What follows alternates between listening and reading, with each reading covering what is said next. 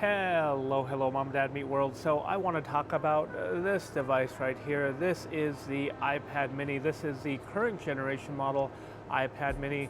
This is 8.3 inch, 64 gig base storage with Wi-Fi plus cellular. And first and foremost, I do want to tell you that I am not a pro or power user. I mainly use the iPad, the iPad mini and the iPad Pro, which I'm going to compare it to for a lot of content consumption, web browsing, emailing, a little bit of light photo editing. Everything you could definitely do on an iPad mini very easily, and the iPad Pro, it is definitely not a sweat on the iPad Pro.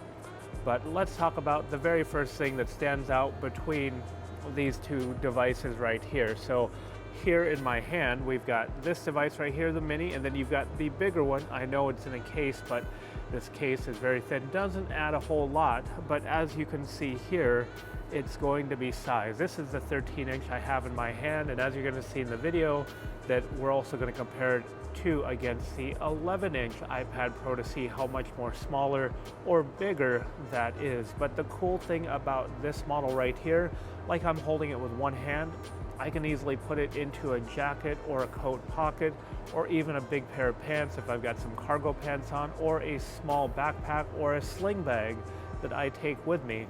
And it's very, very portable, very, very pocketable, and that is the big advantage with having the iPad mini.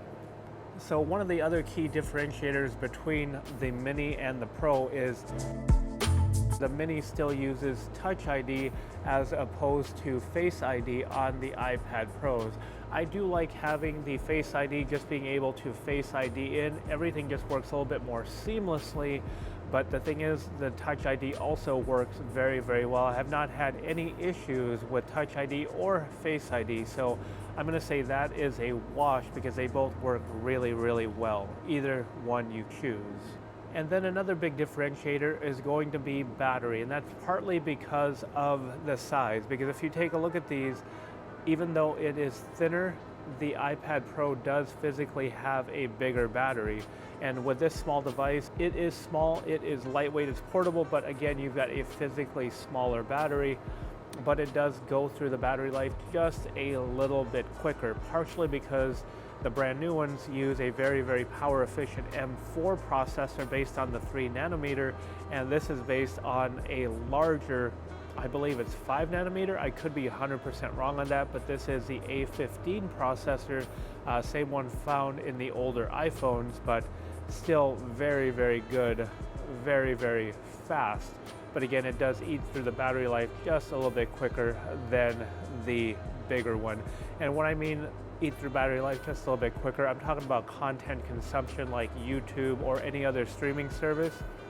I find that it just goes for a very long time on the newer device, as opposed to this device where it just eats through that battery life just a little bit quicker. So as far as content consumption, the other thing we're going to notice too is we're going to notice the screens.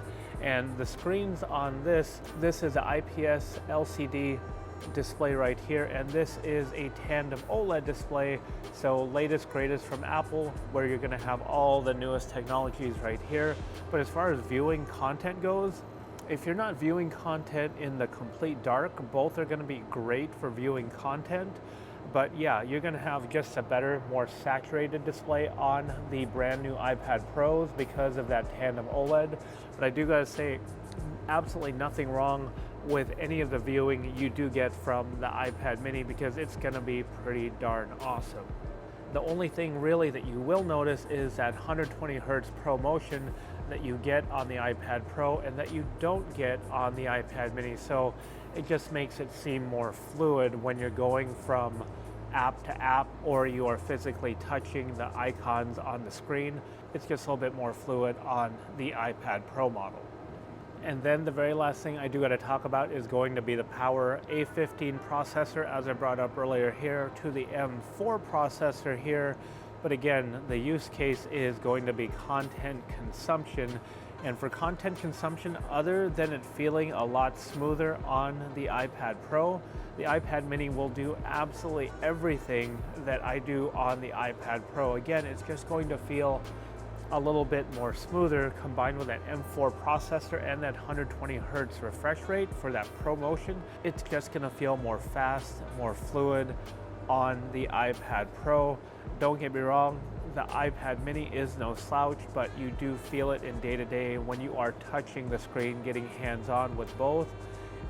It's gonna feel more powerful, even though I know for what I'm doing, they're both pretty much equally the same for content consumption. It's just gonna feel better on the M4 iPad Pro. But overall, I wanted to just compare the two between the iPad mini and the iPad Pro.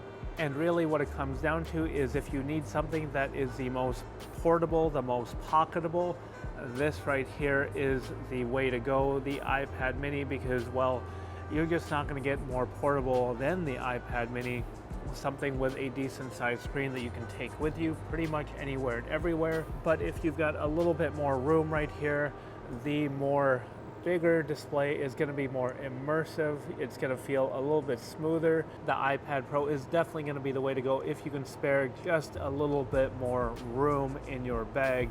But again, if you don't want to take a bag, this is the way to go right here, the iPad mini. So hopefully you enjoyed this video. If you did, you know what to do. Please give it a like and subscribe. It really helps out our channel.